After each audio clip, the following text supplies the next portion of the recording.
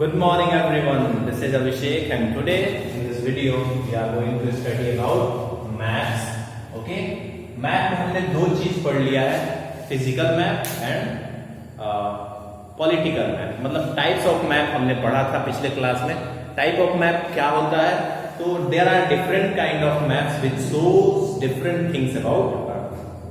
और मैथ क्या होता है, math is the drawing of earth or its part on a flat surface, okay, and it describes about the features of the earth by using proper scale। याद रखना, जब भी map का definition देना उसमें स्केल मेंशन जरूर कर देना, हम स्केल पढ़ेंगे अभी।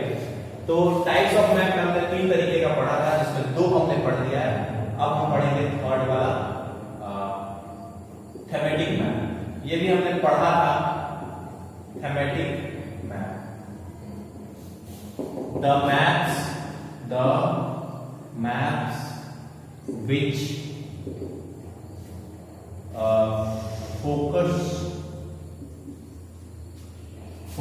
on different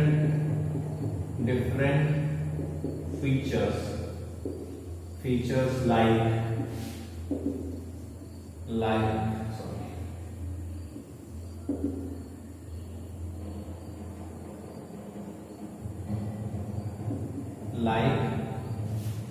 rainfall,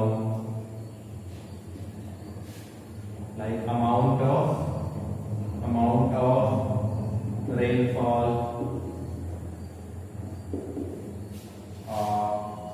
cultivated land,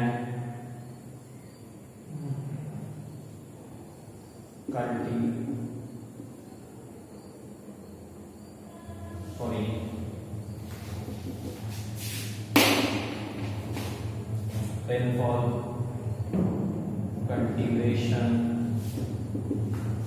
okay, rainfall, forest land, plains, okay, etc. okay. इन चीजों के बारे में जो डिफरेंट मैप्स होते हैं उनको थेमेटिक मैप बोला जाता है। थेमेटिक मैप का मैं अभी फिर से एक बार समझा दूं, वो मैप्स जो डिफरेंट फीचर्स के बारे में आपको बताते हैं, जैसे कि किस एरिया में कितना ज्यादा रेनफॉल होता है, उस एरिया का एक प्रॉपर मैप होगा। और या फिर इंडिया का अगर हम मैप बनाए तो हम उसमें देखेंगे कि किस एरिया में कहाँ पे रेनफॉल ज्यादा होता है। जैसे मान लो मैं इंडिया का मैप बना रहा हूँ, ठीक है, ये रहा इंडिया का एक प्यारा सा छोटा सा मैप, ठीक है। इसमें मैंने क्या बना दिया,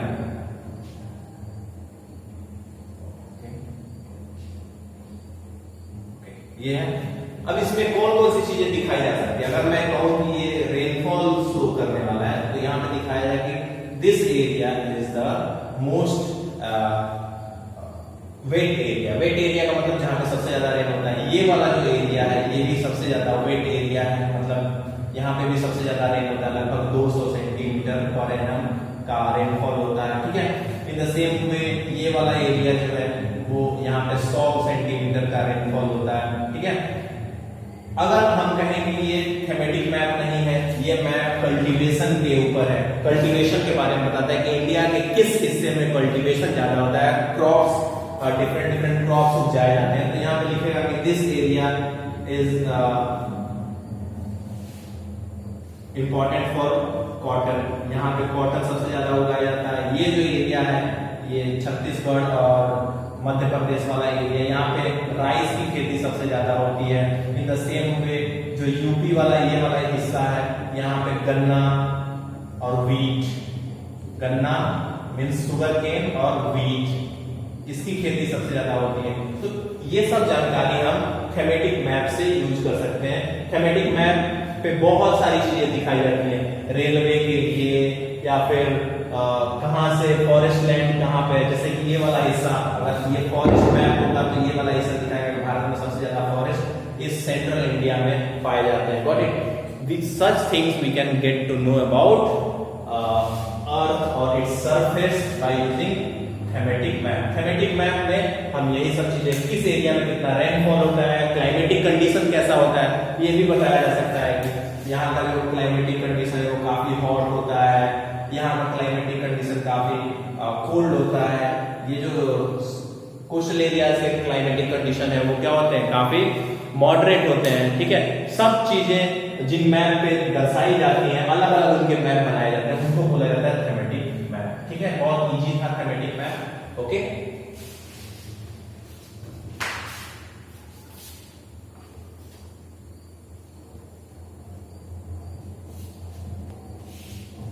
अब हम पढ़ेंगे कंपोनेंट्स ऑफ मैप। तो हमने देखा कि मैप क्या होता है। Map is a representation of earth और its parts by using scale. Okay, अब हम रिप्रेजेंट कैसे करते हैं, शीट पे रिप्रेजेंट करते हैं। किस पे रिप्रेजेंट करते हैं, शीट पे। तो जब हम मैप बनाते हैं तो एक छोटे से शीट पे बनाते हैं, लेकिन जिस एरिया का हमें मैप बनाना होता है वो तो बहुत बड़ा एरिया होता है, तो उसको हम क्या करते हैं, एक्चुअली रिड्यूस कर लेते हैं। एक्चुअल एरिया को हम क्या करते हैं, रिड्यूस करके किस पे पुट करते हैं, एक छोटे से शीट पे पुट करते हैं, जिसकी एरिया तो बहुत ही कम होती है। तो इसको करने के लिए क्या करना होगा, हमें कुछ चीजें यूज करनी पड़ती हैं। कौन कौन सी चीजें यूज करनी पड़ती है, पहला है डिस्टेंस। डिस्टेंस को हमें एक्यूरेट रखना होगा कि मान लो दिल्ली से लेकर मुंबई की जो दूरी है अगर 2500 किलोमीटर है, तो मैप पे भी जब आप रखोगे तो इस तरीके से यूज करोगे कि मैप पे भी पता चले कि हाँ दिल्ली से लेकर मुंबई की दूरी कितनी है, 2500 किलोमीटर ही है। ठीक है, इसके लिए हमें क्या करना होगा, एक्चुअल स्केल का यूज करना होगा। हमें क्या करना होगा, स्केल का यूज करना होगा। तो एक और कंपोनेंट होता है स्केल, और तीसरा क्या होता है, सिंबल। सिंबल, ठीक है, यही तीन चीजें होती हैं जो मेनली, और एक और लिख लो डायरेक्शन। डायरेक्शन, ओके, यही चीजें होती हैं जो मैप को एक प्रॉपर मैप बनाती हैं। These things are the components of map। तो डिस्टेंस क्या होता है, डिस्टेंस और स्केल को अब एक ही में करके देखेंगे।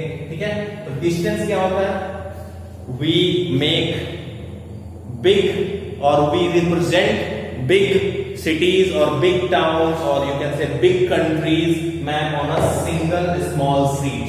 So we need to reduce the big distances on the paper। हमको पेपर पे बड़े बड़े जो डिस्टेंस है उसको क्या करना होता है, छोटा करना होता है। For this we need to use scale। उसके लिए हमें क्या करना होगा, स्केल यूज करना होगा। फॉर एग्जाम्पल स्केल का कैसे यूज करोगे आप, how do you use the scale. अगर स्केल का अच्छा यूज नहीं करते हो फिर आप मैप परफेक्ट नहीं बना सकते हो। तो स्केल क्या है पहले ये जानो, व्हाट इज स्केल। यहाँ पे स्केल, स्केल का मतलब होता है the ratio of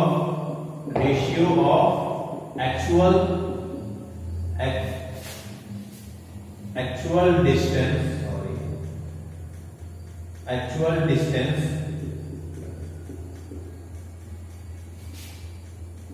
of the place to the distance on the map, okay, यही होता है स्केल। फॉर एग्जाम्पल आप देखो, पहले ये समझो स्केल क्या होता है, it is the ratio of actual distance of the place to the distance on the map. मतलब जितना एक्चुअल डिस्टेंस है, जैसे यहां से पटना की दूरी, सीवान से पटना की दूरी क्या है, ये तो एक्चुअल डिस्टेंस हो गई, मान लो 120 किलोमीटर। अब इसको मैप पे रिप्रेजेंट करना है तो उसको आप जितने डिस्टेंस में दिखाते हो, मान लो कि 25 किलोमीटर एक्चुअल डिस्टेंस है और उसको आपने दिखाया कितने में, 5 सेंटीमीटर में। कितने में दिखाया, 5 सेंटीमीटर में। तो यहां से क्या आएगा, इसको काटोगे तो नीचे आएगा 1 सेंटीमीटर और ऊपर आएगा 5 किलोमीटर। इसका मतलब क्या कह रहा है कि 1 सेंटीमीटर जो मैप पे है, 1 सेंटीमीटर का डिस्टेंस मैप पे कितने एक्चुअल डिस्टेंस को दिखाता है, 5 किलोमीटर के बारे में के बराबर दिखाता है। मतलब मैप पे बनाया गया 1 सेंटीमीटर का लाइन, मैप पे बनाया गया 1 सेंटीमीटर का लाइन एक्चुअल में कितने डिस्टेंस को दिखा रहा है, 5 किलोमीटर को दिखा रहा है। ठीक है, समझ में आया, यही है स्केल। तो देखो अब इसमें हमें दो चीजें पढ़नी है, big scale and small scale. Big scale का मतलब क्या होता है और स्मॉल स्केल का मतलब क्या होता है। दो तरीके के स्केल हम लेते हैं, एक होता है बिग स्केल और दूसरा होता है स्मॉल स्केल। तो बिग स्केल कब लेते हैं, जब हमें बिग स्केल का मतलब क्या होगा, बिग स्केल का मतलब क्या हुआ, जब हमें बड़ा एरिया नहीं दिखाना होता, जब हमें छोटा सा एरिया शो करना होता है। जैसे कि मान लो 50 किलोमीटर का एक्चुअल एरिया है, इसको हमें पेज पे शो करना है, तो हम क्या करेंगे, इस समय स्केल जो लेंगे वो बड़ा लेंगे। स्केल का मतलब जैसे कि हमें इस 50 किलोमीटर को दिखाना है तो हम 10 सेंटीमीटर का यूज कर लेंगे। स्केल कितना का यूज कर लेंगे, 10 सेंटीमीटर का। तो ये इसका मतलब क्या हुआ, 1 सेंटीमीटर कितने को दिखा रहा है, 5 किलोमीटर को दिखा रहा है। 1 सेंटीमीटर कितने को दिखा रहा है, 5 किलोमीटर को दिखा रहा है। लेकिन जब हमें पूरी दुनिया को ही एक मैप पे दिखाना हो, पूरी दुनिया मतलब हजारों किलोमीटर है, उसको जब एक मैप पे दिखाना हो, तब हमें स्केल कैसा लेना होगा, तब हमें स्केल लेना होगा स्मॉल स्केल। कैसा स्केल लेना होगा, स्मॉल स्केल।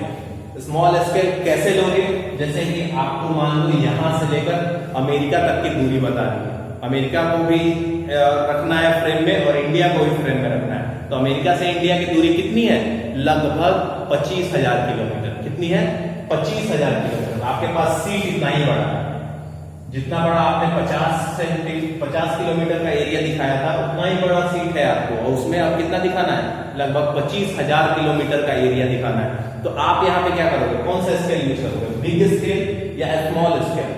आपको स्मॉल स्केल यूज करना होगा। स्मॉल स्केल का मतलब बहुत ही छोटा डिस्टेंस, बहुत ही बड़े डिस्टेंस को रिप्रेजेंट करता हुआ मैप पे। जैसे कि मान लो स्मॉल स्केल में क्या होगा, small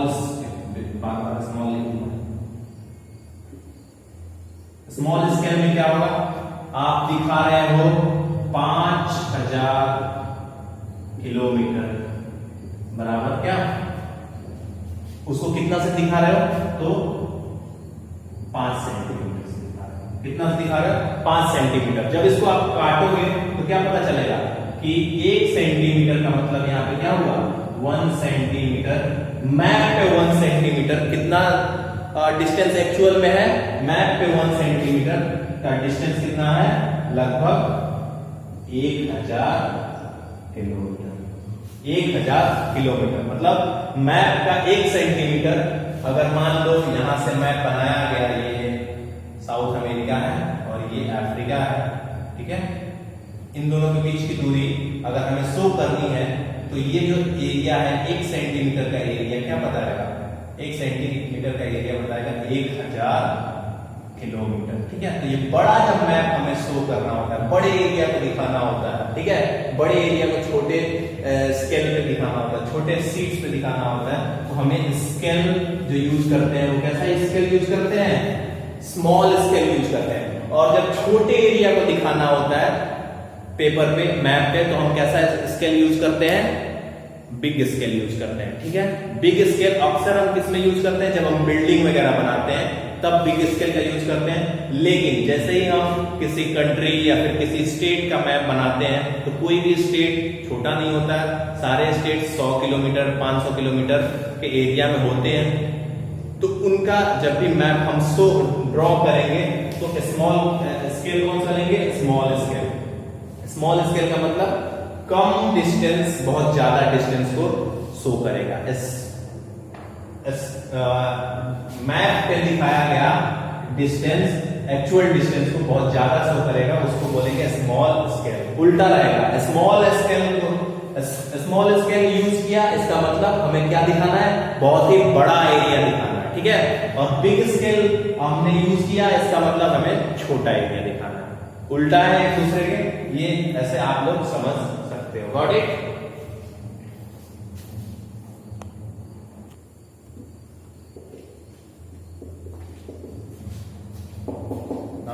direction. Second component of map is direction. First component में हमने पढ़ा डिस्टेंस एक इंपॉर्टेंट कंपोनेंट होता है जिसको हम शो करते हैं मैप पर बाय यूजिंग स्केल। स्केल में हमने पढ़ा कि स्मॉल स्केल का यूज करते हैं जब हमें बड़ा एरिया शो करना होता है, तो we use big scale when we need to show a small area on the paper. Okay, ये हमने पढ़ा।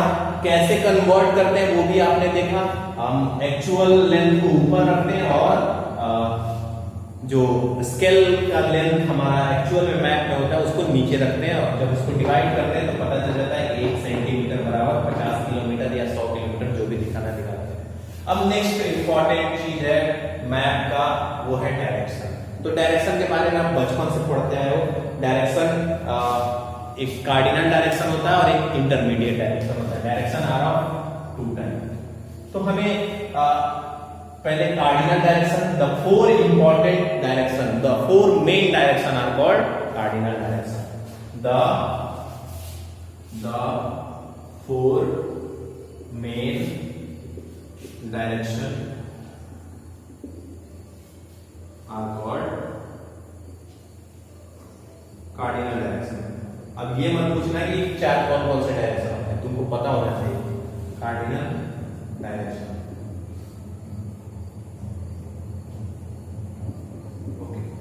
अब देखो बच्चों, जब मैं भी बच्चा था तो मुझे भी समझ में नहीं आता था पेज पे। ऐसे तो पता चलता था कि कौन दक्षिण है, कौन उत्तर है, कौन पश्चिम है, कौन पूरब है, ठीक है। लेकिन पेज पे मैं हमेशा कंफ्यूज हो जाता था।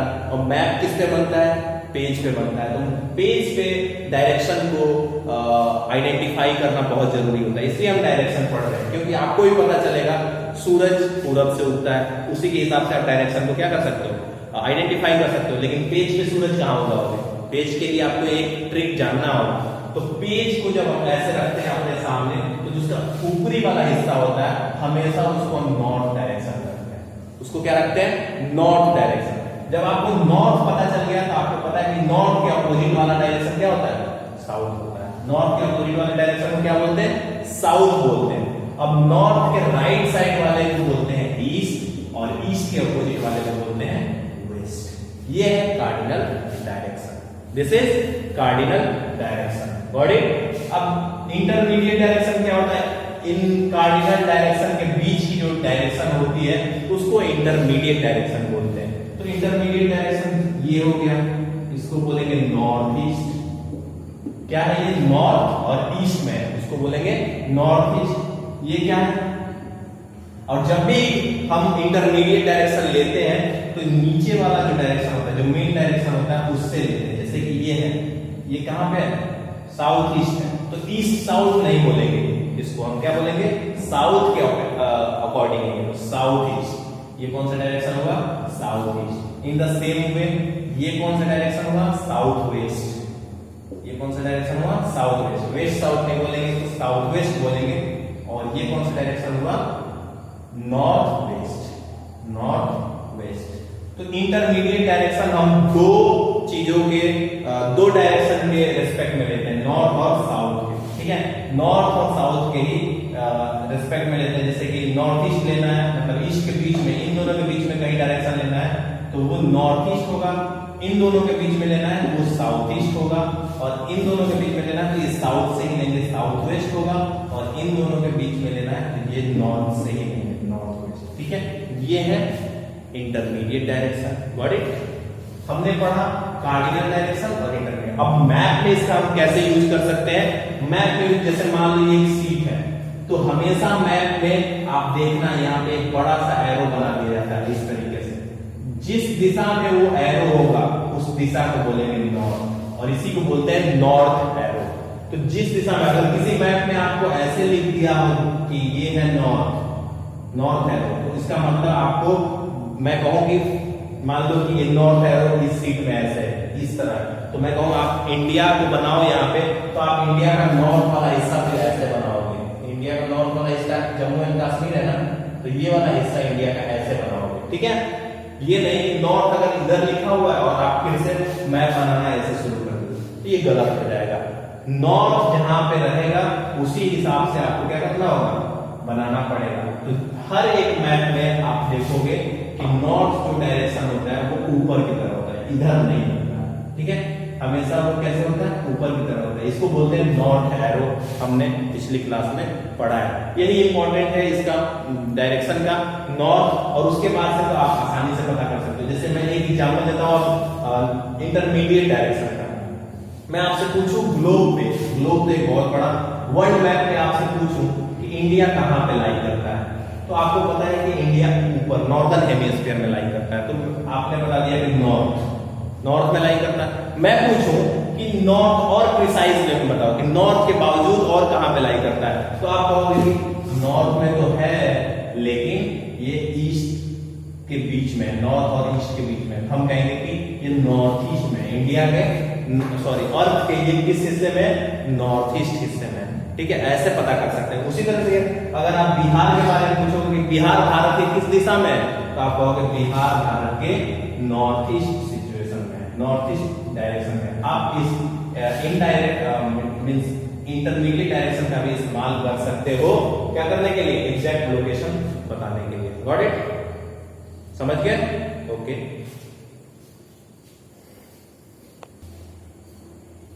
Okay, next component, next important component है सिंबल। देखो, मैप को रिप्रेजेंट करने के लिए हमने डायरेक्शन पढ़ लिया, डिस्टेंस पढ़ लिए, कैसे एक्चुअल डिस्टेंस को हम मैप पे रिड्यूस करके उसका छोटा डिस्टेंस बनाएंगे जो कि एक्चुअल में दिखाएगा कि मैप पे दिखाया गया इतना डिस्टेंस, एक्चुअल में इतना डिस्टेंस है, ये हमने पढ़ा। अब एक और बहुत ही इंपॉर्टेंट चीज होती है कि सिर्फ आप मैप पे, हमने ये पढ़ा है कि मैप जो है वो अर्थ के सारे फीचर्स के बारे में बता सकता है। तो सारे फीचर्स का मतलब, अगर मान लो नदी के बारे में बताना हो, वाटर बॉडी के बारे में बताना हो, फॉरेस्ट के बारे में बताना हो, तो कुछ साइन या सिंबल का यूज करते हैं ना, जिस साइन और सिंबल का यूज करते हैं और उसके बारे में अभी हम पढ़ने वाले हैं, ठीक है। तो कौन कौन से साइन और सिंबल के बारे में हम, कौन कौन से साइन और सिंबल यूज करते हैं, जैसे कि मान लो मैप पे हमें if we have to show water body, अगर वाटर बॉडी दिखाना है तो हमें कौन सा सिंबल शो करते हैं, तो हम उसके लिए सिंबल शो करते हैं ऐसे करके, ठीक है। ये है वाटर बॉडी, ब्लू कलर से दिखाएंगे इसको, कौन सा कलर होगा वो, ब्लू कलर होगा, ठीक है, blue. In the same way अगर हमें माउंटेन दिखाना है, क्या दिखाना है, माउंटेन दिखाना है, तो हम क्या करेंगे, व्हाइट कलर से, सिंबल ये रहेगा और दिखाएंगे किसको, इससे व्हाइट, ठीक है, व्हाइट कलर से। यही सब सिंबल है, ठीक है, ये सब क्या है, सिंबल है। इन द सेम वे अगर आपको पुल, कहीं पे बहुत बड़ा पुल है उसको दिखाना है तो आप कैसे दिखाओगे, ऐसे, ठीक है, ये छोटा छोटा सिंबल बना के आप उसको पुल का सिंबल दिखाओगे। अगर आपको रिवर दिखाना है तो रिवर ऐसे दिखाओगे, ठीक है। यही मैप पे डिफरेंट कलर्स और सिंबल का यूज करके हम क्या करते हैं, मैप को और भी ज्यादा इफेक्टिव बनाते हैं। Got it? समझ रहे हो? यहाँ पे सिंबल आपको पूरा बढ़िया से दिखाया गया है, आप इसको देख सकते हो, सारा डिटेल में यहाँ पे बुक में लिखा हुआ है। अब नेक्स्ट है स्केच और प्लान, ये दो चीज है, इसके बारे में हम नेक्स्ट वीडियो में पढ़ेंगे। तब तक के लिए thank you, have a nice day.